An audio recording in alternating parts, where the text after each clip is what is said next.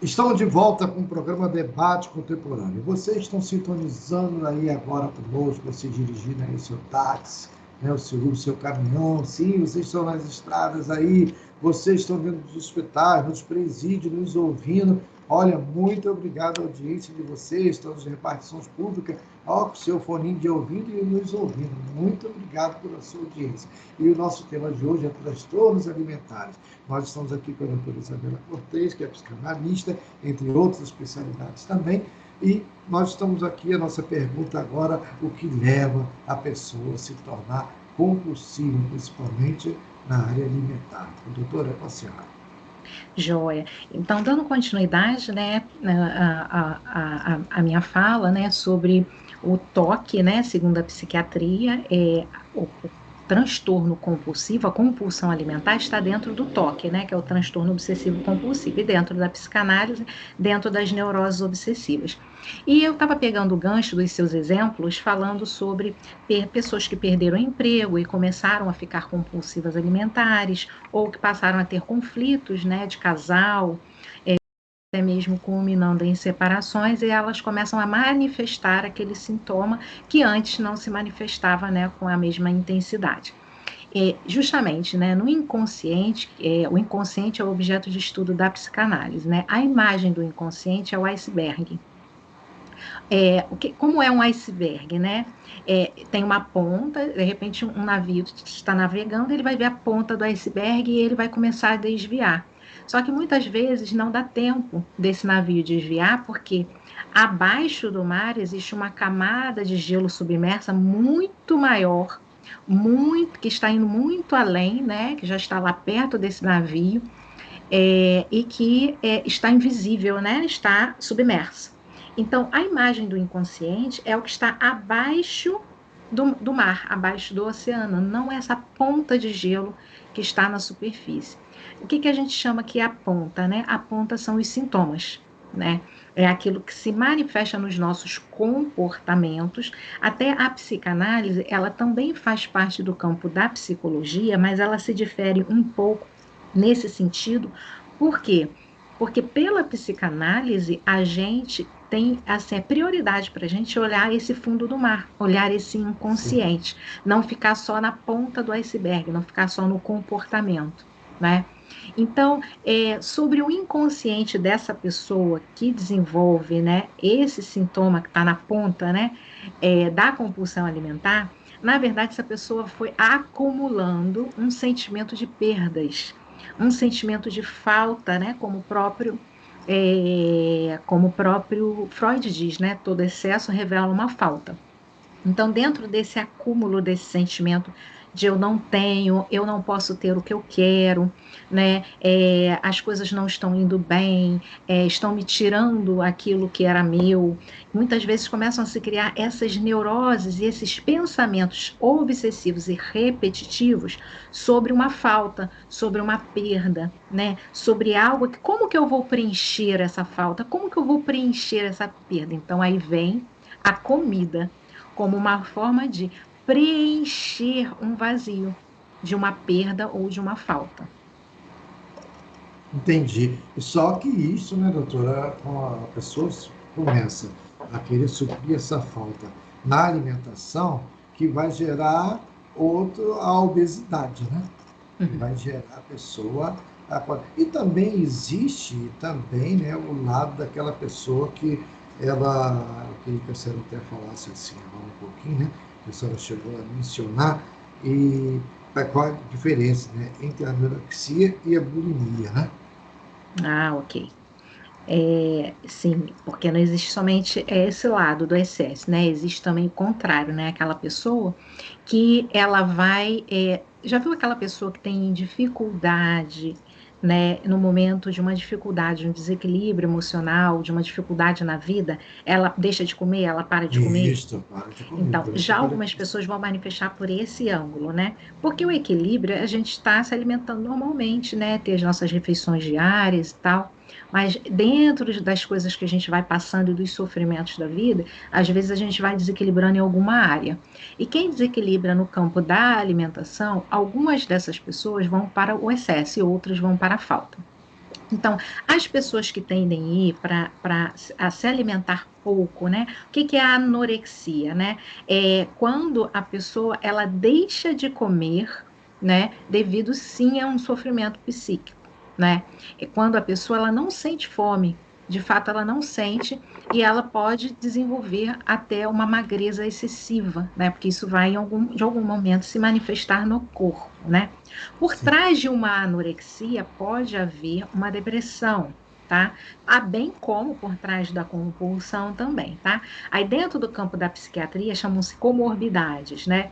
Então a pessoa, ela, na verdade, aquilo ali muitas vezes é até um transtorno que vem em segundo plano, né? Então vem a compulsão ou a anorexia em segundo plano e antes muitas vezes vem um processo depressivo, né? A gente sabe que a depressão tanto a ansiedade quanto a depressão são as doenças aí que mais têm atingido a nossa população no campo psíquico, né? E a ansiedade, né, depois de um certo nível, é que vira também uma patologia, uma doença. Uma pequena ansiedade não é uma patologia, uma doença. Mas para completar a sua pergunta, né, a resposta à sua pergunta sobre a diferença entre a anorexia e a bulimia, na bulimia, a pessoa ela vai sentir culpa, né? E pelo sentimento de culpa, ela vai colocar aquele alimento, né, para fora, para que ela não justamente porque ela sentiu culpa daquela alimentação, né? Então ela já vai ter o sintoma do vômito. Entendi.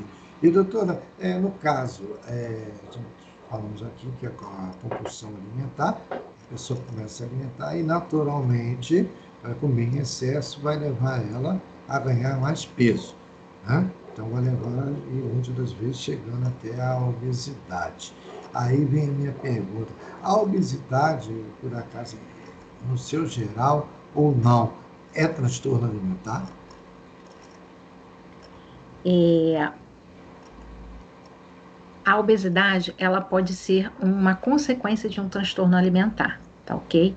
E ela pode também não ser uma consequência de um transtorno alimentar. Por quê? Existem pessoas que têm algumas questões físicas, não é? Que podem gerar algum nível de obesidade, tá? Esses níveis mais elevados de obesidade, em geral, têm compulsão, tem esse transtorno alimentar, os níveis mais elevados de obesidade. Só que dentro até existe o IMC, né, índice de massa corporal e tal. Depois de um certo nível, né, até dependendo da situação, 15 quilos, de 15 a 20 quilos acima já pode ser considerado um nível de obesidade, né?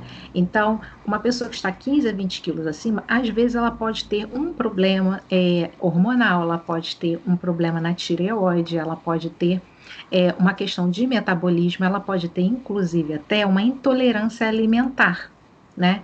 Que essa intolerância faz que ela fique inchada, que ela vai ganhando peso, né? Então, dentro desse processo, dessa intolerância alimentar, desses distúrbios hormonais, que pode ter o hormônio do estresse, pode estar elevado, né? Então, que é o cortisol. Então, essa pessoa, ela pode desenvolver até um certo nível de obesidade, mesmo não sendo uma compulsiva alimentar. Porém, os casos mais elevados de obesidade, pode-se perceber, né, e ver que existe também, né, a compulsão alimentar. Então, cada caso é um caso. Entendi. E como a pessoa, como lidar com o transtorno alimentar? Bom, como lidar com o transtorno alimentar, né? Primeiramente, a pessoa precisa perceber que existe algo que ela precisa olhar para, né? Algo dentro dela, não é algo que vem de fora. Porque a gente tem muito assim a tendência de olhar só para o que vem de fora, né? Então, eu estou com conflito com o meu marido, estou com conflito com a minha esposa. Então, a gente fica com aquele olhar para o conflito, aquele olhar para aquela situação ou para aquela pessoa que a gente acha que é aquele que está criando aquele problema para nós. Mas é muito importante observar que nós, né, temos, né, o poder e a responsabilidade de lidar com as situações da vida de uma forma melhor ou pior, de uma forma mais saudável ou menos saudável, né?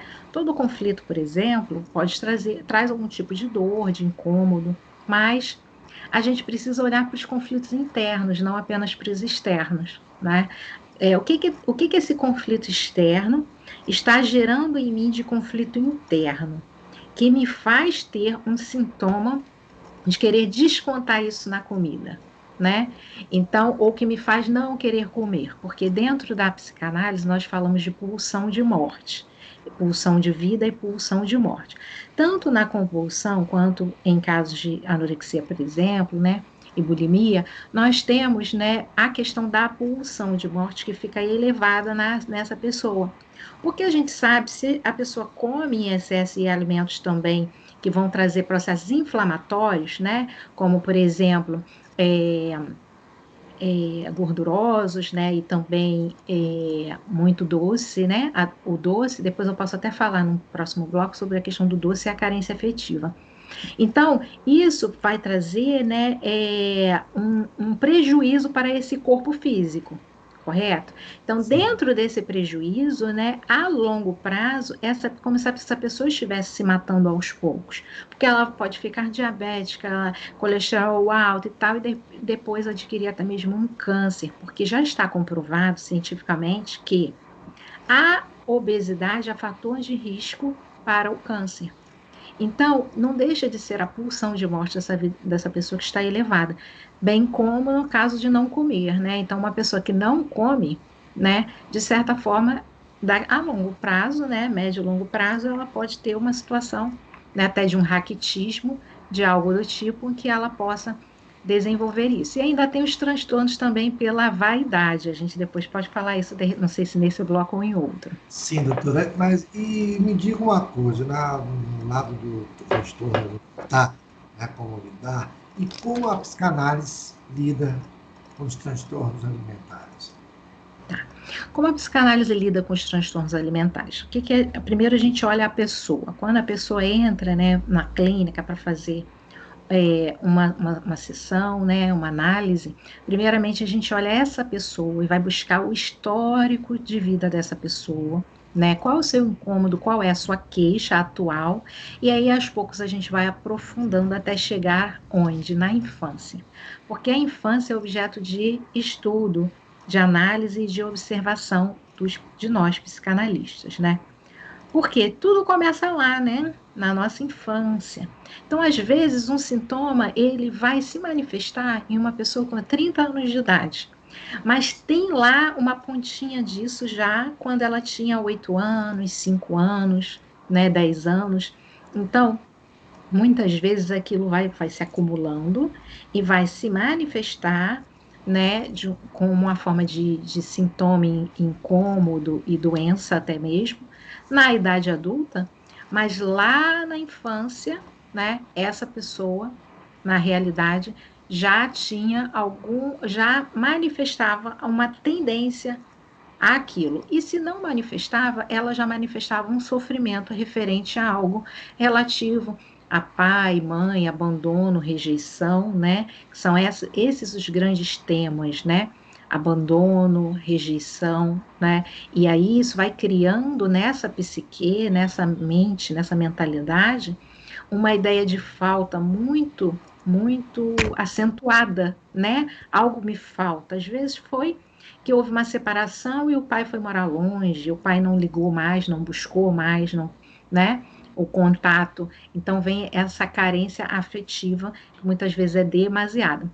Então, dentro do set psicanalítico, a gente vai ouvir esse paciente, principalmente ouvir muito, e passar para ele perguntas reflexivas. A partir dessas perguntas, ele mesmo ir, né, entrando nesse processo e aos pouquinhos a gente vai dando os feedbacks.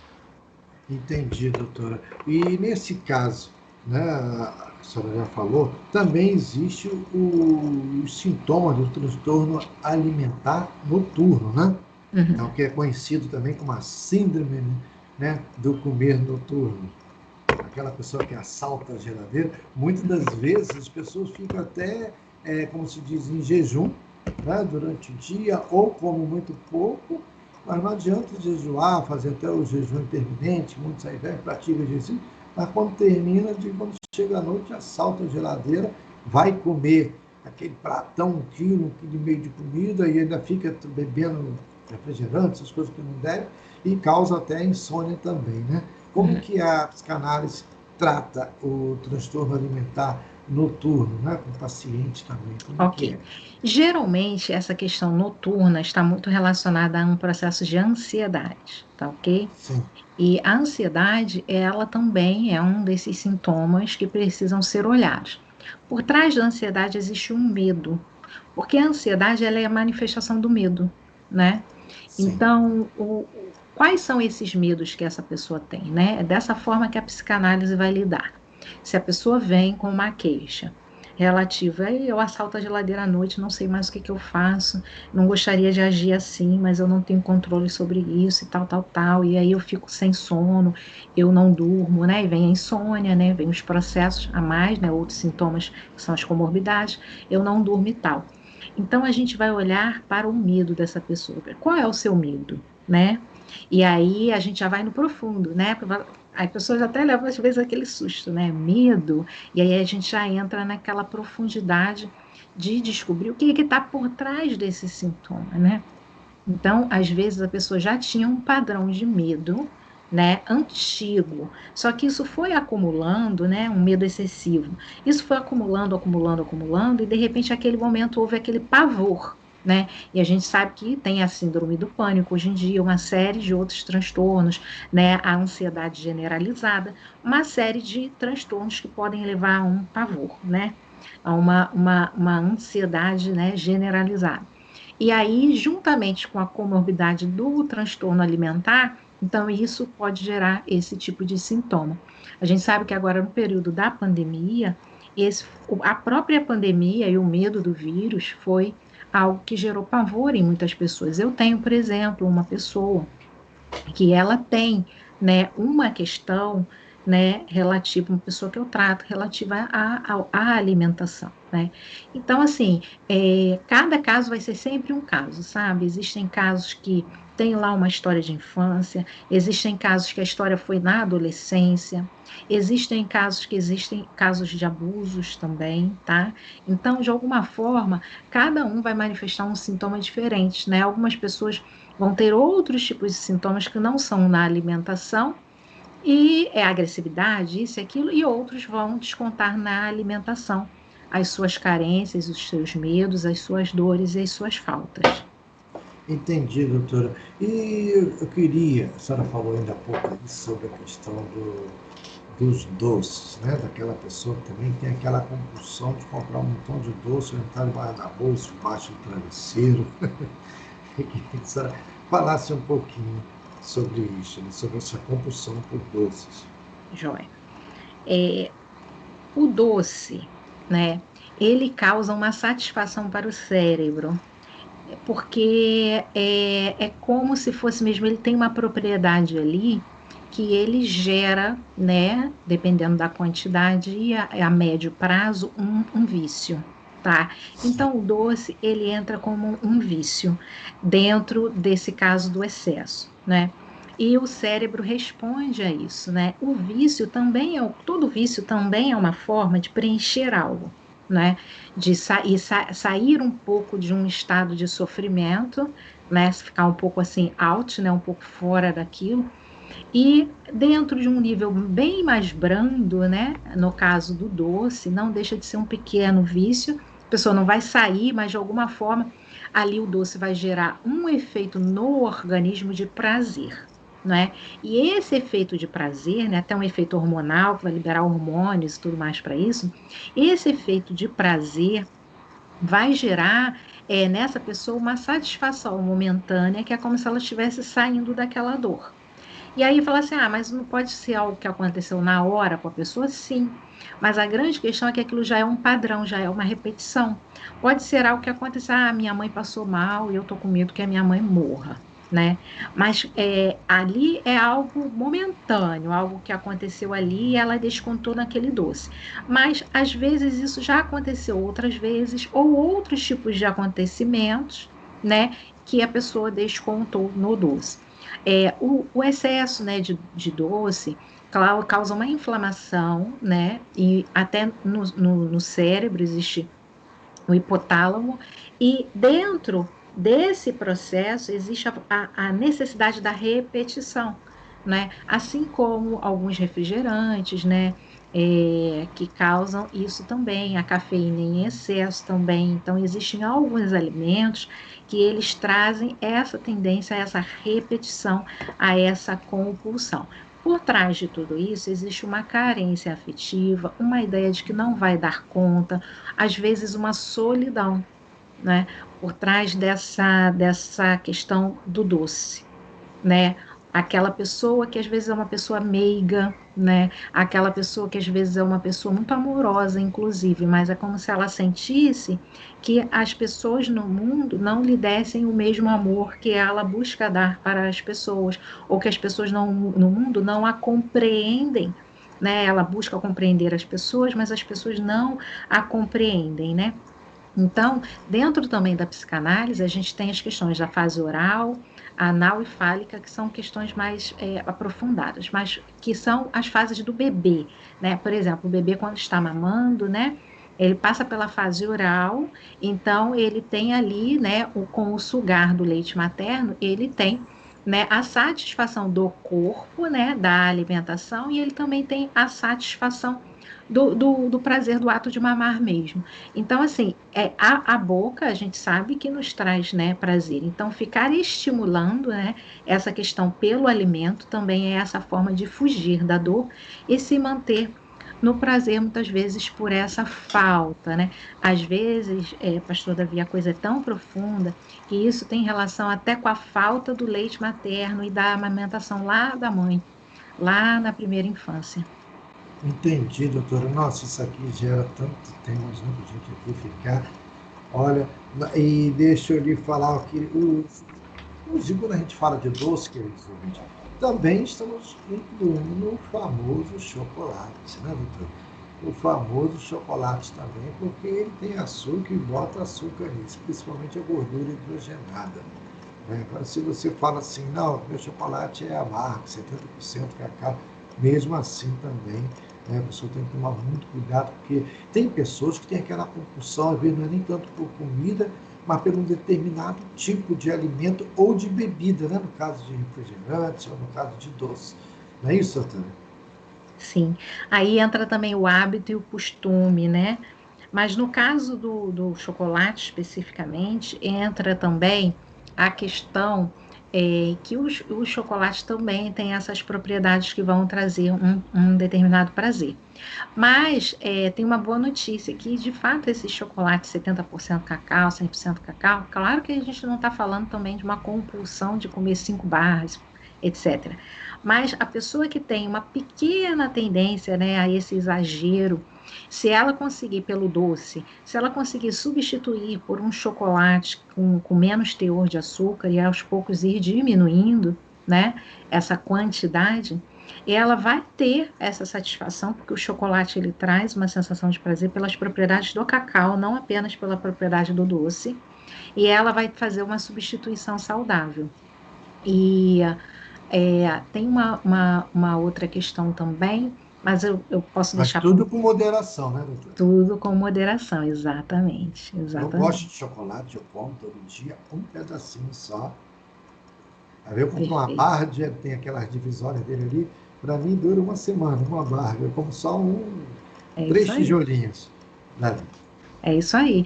Então, é algo que tudo com moderação, né, mostra que a gente está. A moderação, o que que é, né? A moderação é o equilíbrio, mostra que a gente está, né, conseguindo manter um equilíbrio. Que maravilha. Meus queridos ouvintes, olha, tá tão bom aqui, né? Mas já está chegando também o término deste bloco. Nós estamos aqui com a doutora Isabela Cortes, que é psicanalista. Ela atende aqui na cidade do Rio de Janeiro, né? No bairro da Tijuca. E talvez você está em outro estado, em outro local, mas gostou da doutora, ela também vai dizer aqui se ela faz também teleatendimento, né? A senhora faz também, doutora, teleatendimento? Atendimento online por Skype, sim, Então, sim, faço depois sim. vocês ficam ligadinhos aí, daqui a pouco ela vai dar todos os contatos dela. Olha, no próximo bloco, como a doutora falou no início do primeiro bloco, nós vamos falar aqui sobre a bulimia, né, os principais sintomas da bulimia, deixando para você estar bem ligado. Olha, divulga aí para os seus amigos, fala que o programa está uma maravilha, como sempre. Nós vamos para o nosso break e voltamos já já.